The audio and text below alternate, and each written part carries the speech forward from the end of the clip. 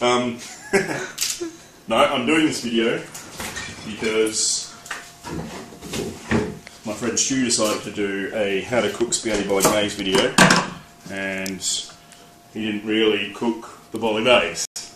He just threw it all in the pan and said, "It's cooked, look." So I'm going to do a video reply to Stu's YouTube showing how to cook bolognese. The right way? The right way. There is no right way to cook bolognese. There's only the way you feel like doing it at the time.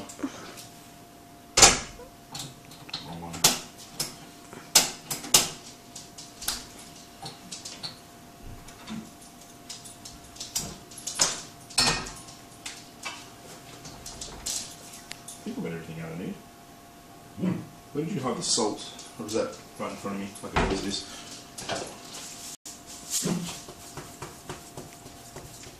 Grumpy puppy. So I'm salting water for the pasta. That's nice and easy.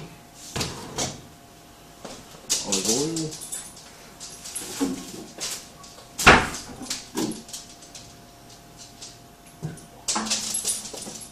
And I'm bringing a pan to heat with light olive oil in it.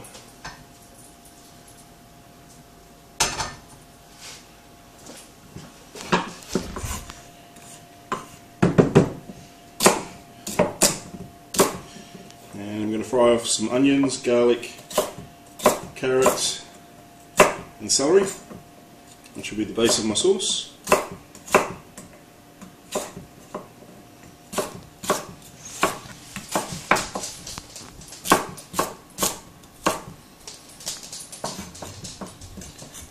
Anyone who doesn't know me, I am a real chef, I know what I'm doing with a knife.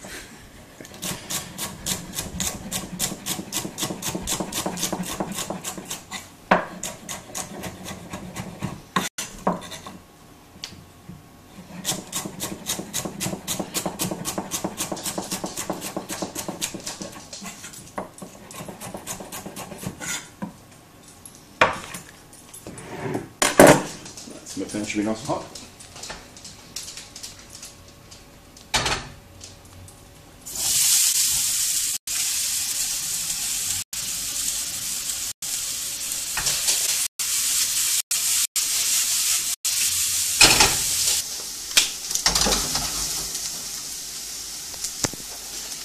So the next step is some dry herbs. I'm not using fresh because I'm cheap. And my mince. Don't cheap out on the mince here. Buy good quality mince. If you don't buy good quality mince, it's full of fat. When you cook it in your sauce, you'll end up having a fatty sauce. You can let it rise to the top to scoop it off, but you pay good money for that. So you might as well buy good quality mince and get more meat. That's looking pretty good.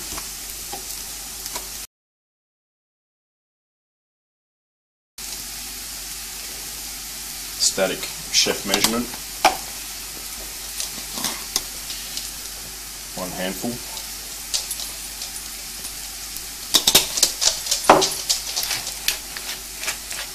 My pepper grinder's empty. I love it when that happens.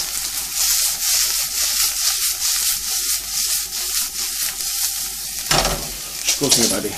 Alright, so that's basically cooked down to what I want. So I'm going to add the meat. Huge. Well, the best food is meat. Totally. Meat is the best food. So what you want to do now, kind of break it down a bit. Like this. If you just let it cook like this, you end up getting lumps, so you end up with meatballs in your sauce rather than having like a really nice loose sauce.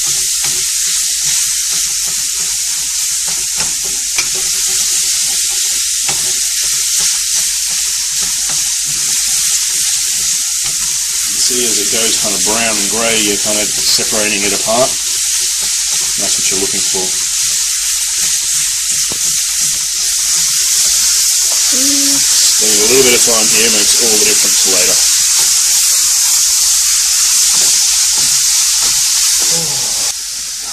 What would you say the most fun part about cooking is? the alcohols that go along with it. Seriously, Epic Mealtime's got it right, and that, the other girl on the YouTubes who does the drunk cooking, she has it right too. You get drunk and you cook. Sure, you may make some disasters, but if you get drunk, let's face it, when you're drunk, you're always hungry. What do most people fuck up about cooking? They don't season things. There's nothing worse than eating something that doesn't have enough salt in it. You need to add salt at the right time. So, not cooking a piece of steak with salt on it at the start makes all the difference in the end. You can't put salt on it, it won't penetrate the meat once it's cooked. You need to put it on and then cook it.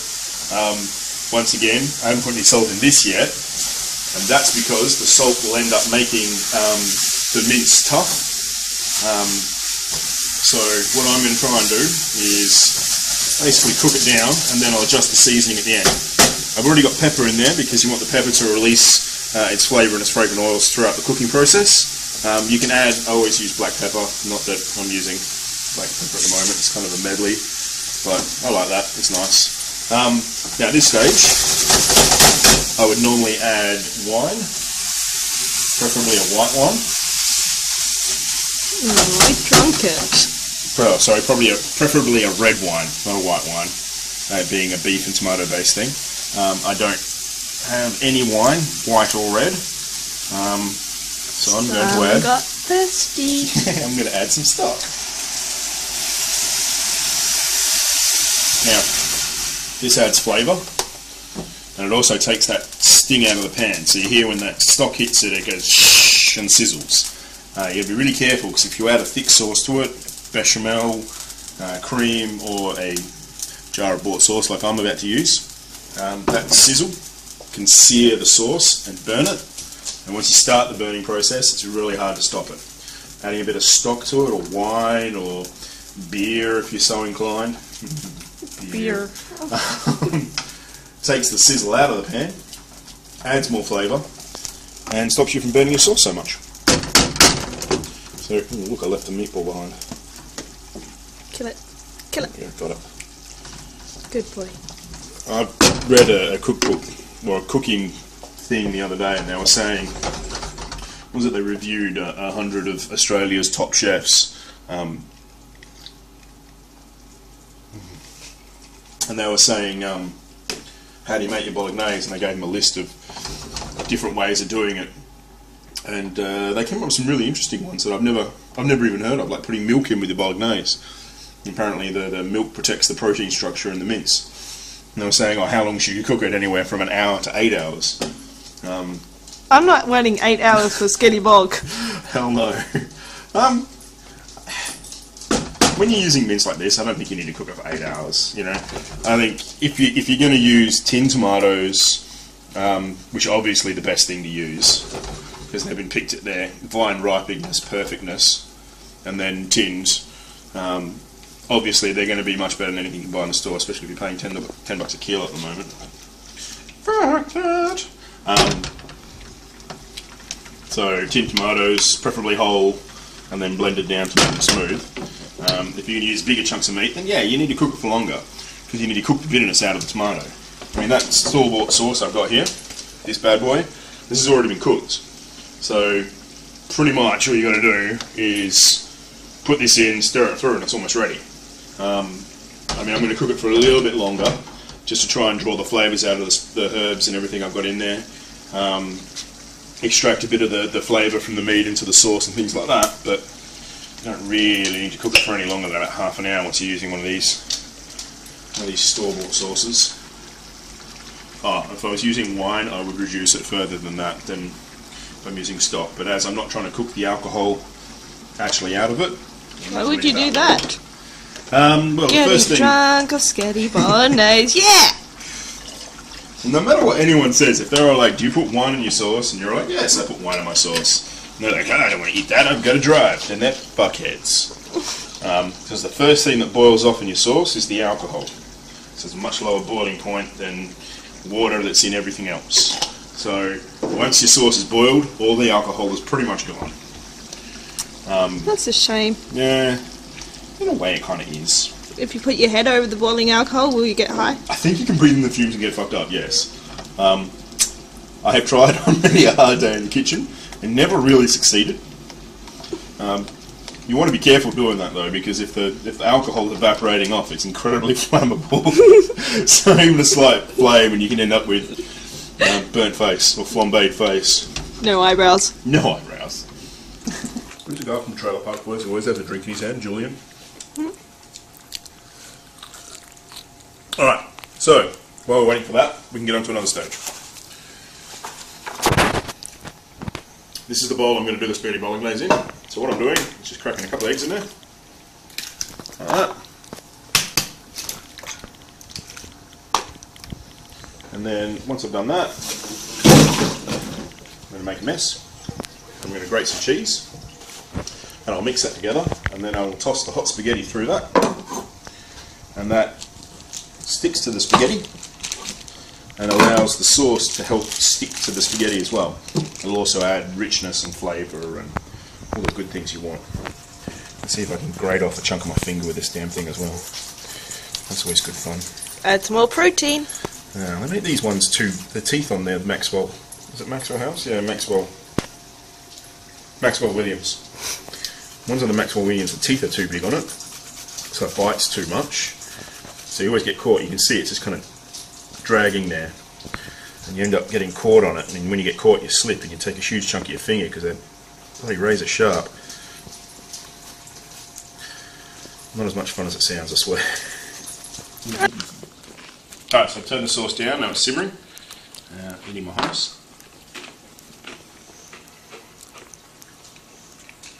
Alright. So I've got the eggs and cheese in there. Cheese. And all you do is just whisk them together. This is kind of how you make a really basic carbonara.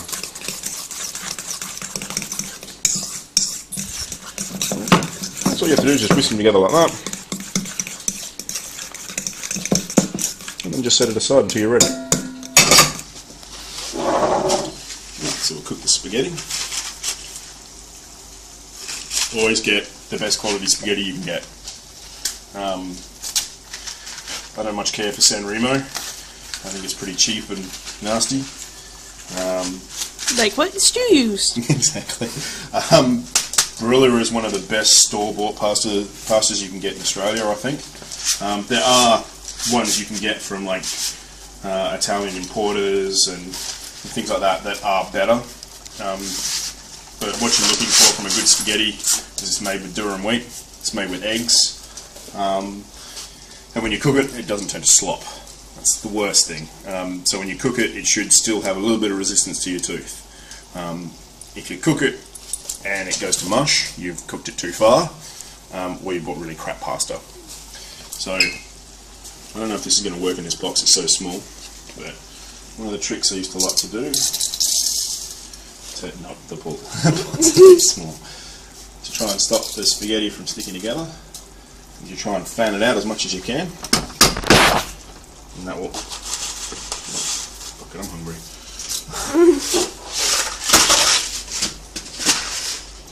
Try to fan it out as much as you can. Fan it out as much as you can and it'll stop it from sticking together. And then just kind of poke it all into the water. Let the water come back up to the boil and then give it a stir. And that will take about 10 minutes from now. You'll see all good tomato sauces and stuff like that, they'll have a level of oil that just starts to raise up on the top. And that's the olive oil or the fat and the meat just coming up to the surface. That's what you're looking for to tell you it's kind of ready. Good fat. Good, it's good fat. Fat is flavour. So you're looking for that. I mean, that just needs to simmer away a little bit longer so it reduces down and just intensifies a bit. And then I'll give it a taste in about 10 minutes. I'm just going to stir the pasta real quick. Always stir your pasta. There's nothing worse than clumpy bits of clumpy pasta all sticking together, not cooked properly. It doesn't take much. I mean, all you're doing here is just kind of drawing your spoon across the pan. I did mention this pan's heavily salted water. Salty like the ocean. And you do that because you don't want the salt in the pasta to leach into the water. So you put too much salt in there, it'll make the pasta taste salty. If you put the right amount of salt in there, it'll stop the salt that's already in the pasta going into the water. So what, you don't add salt to make it boil quicker, it's to make food taste good?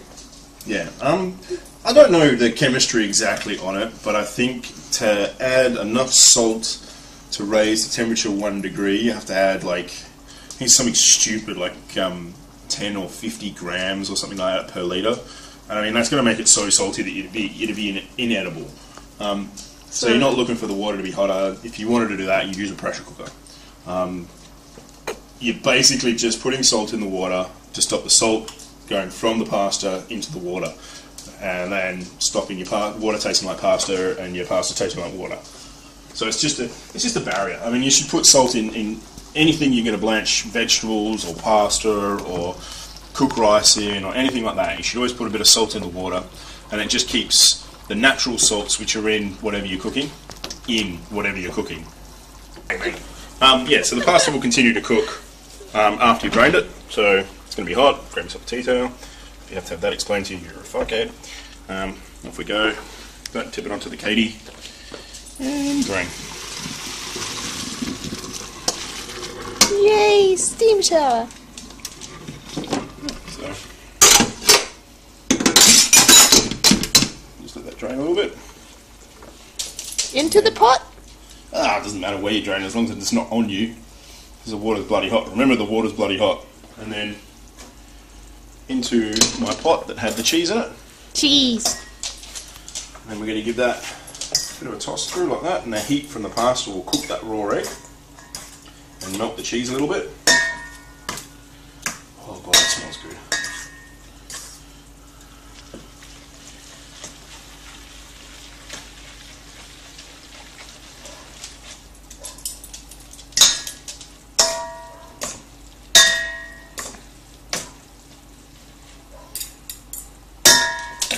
Alright, so you can see there that the pasta is all nicely coated with the cheese and the egg. That's going to stop the pasta from sticking together. So I mean, it's kind of like when you add olive oil or oil to the pasta, stop it sticking together. You don't really want to do that a lot, because once you add oil to your pasta like that, it stops whatever sauce you're going to put on it from sticking to the pasta, which is the whole idea. So this, it'll stop the pasta from sticking together, but it won't stop the sauce from sticking to the pasta, which is what you want. So let's turn that burner off. Fire! Oh.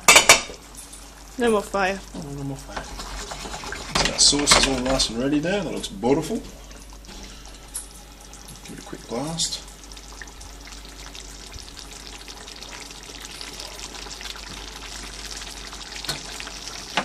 And then that can go on top of our pasta. You don't have to serve it like this. You don't have to toss the two things together if you don't want to. You can serve your pasta down your plate, put your sauce on top of it, whatever you want. I'm just lazy and prefer to do it this way. I'm lazy and right. Well, most chefs are lazy, and it's not because we don't like cooking or anything like that, but it's more out of necessity. So, lazy in the fact that we like to take shortcuts, more to the point than anything else. Because you'll never know when you need to take a shortcut to speed along what you're cooking. It's not lazy, it's professional. Yeah, something like that. This meal sponsored to you by Captain Morgan's. Give me some money, Captain Morgan's. Or some more Captain Morgan's.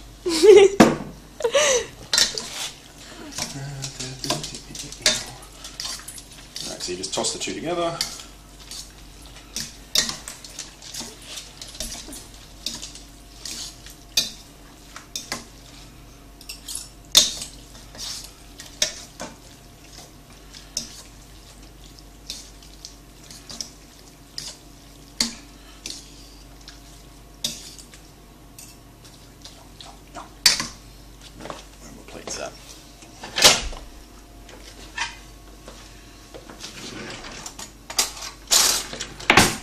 Spoon.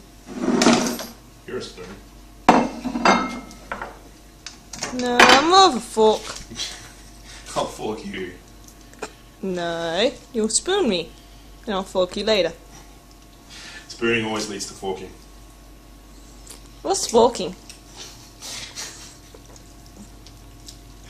I love you, baby. Normally there's a spork between a spoon and a fork. A porky spork.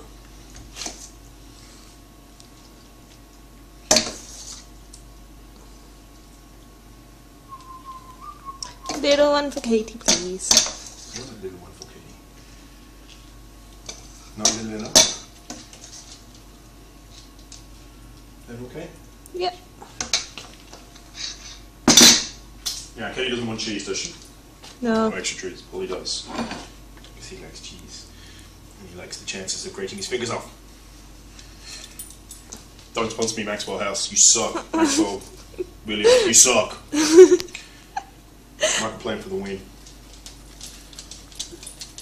Now to take this thing off, it's going to grate my fingers off again.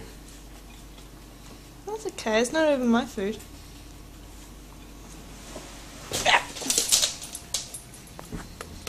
Final product.